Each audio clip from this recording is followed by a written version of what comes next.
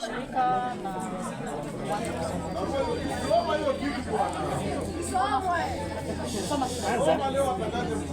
I'm Helinda Koth. I'm here on behalf of Coast Civil Society Network for Human Rights. We are going to read our press on the rising cases of femicide and gender-based violence in Mombasa and the Coast region. Mombasa and the Coast region are facing alarming a rise in femicide, violence against women, child disappearances, and other forms of gender-based violence. Across our communities, fear, grief, and anger continue to grow as women and children continue to lose their lives in brutal circumstances. These are not isolated incidents.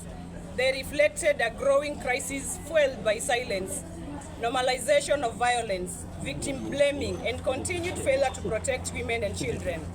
As human rights defenders in the coastal region, together with survivors, mothers, women, rights advocates, youth groups, activists, community leaders, and concerned citizens, we express deep outrage and concern over the continued killings, disappearances, and violence targeting women and children across Mombasa and the Coast region.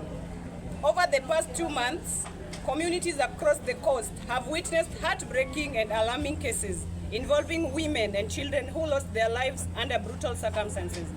We remember Gloria's Kaiza Maore, 11 years, from Kisauni Sub-County, Mombasa. Susan Mito, Changamwe Sub-County, Mombasa. Rest in peace. Fidelis Chepchumba, Likoni Sub-County, Mombasa. We remember. Farida Kadzo Changawa, We remember you. Kilifi County. Elizabeth Nina, Likoni Sub-County. We remember you.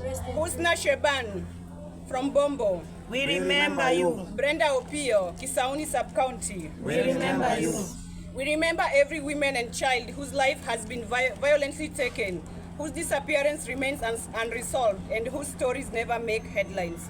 Violence against women and children is a gross violation of human rights and a direct affront of Constitution of Kenya, including Article 26, the right to life, Article 28, the right to human dignity, Article 29, the right to freedom and security, including freedom from all forms of violence, Article 53, every child's right to protection from abuse, neglect, and all forms of violence. We further remind the state of its obligation under the Protection Against Women Violence Act 2015, the Children's Act 2022, and the Sexual Offense Act 2006, which require the protection of women and children from violence, abuse, and exploitation. We are tired. We are tired of burying women. We are tired of searching for missing children. We are tired of grieving families crying for justice. We are tired of violence being normalized in homes and communities. As Mombasa CSOs, we call for urgent, coordinated, and sustained action to address the growing crisis of femicide and gender-based violence. Our demands: 1, to the county government of Mombasa. We demand the immediate tabling, debate, and passage of Mombasa County sexual and gender-based violence policy, which has stalled for over a decade despite rising cases of gender-based violence and femicide. We call on Governor, the Mombasa County Assembly, and the County Executive Committee member for Public Service, Administration, Youth, Gender, Sports, and Social Services to urgently fast-track its adoption and implementation to strengthen prevention, protection, response, and accountability for survivors across the county. To the national and county leadership, we demand... Okay, thank you. Comrade power! Comrade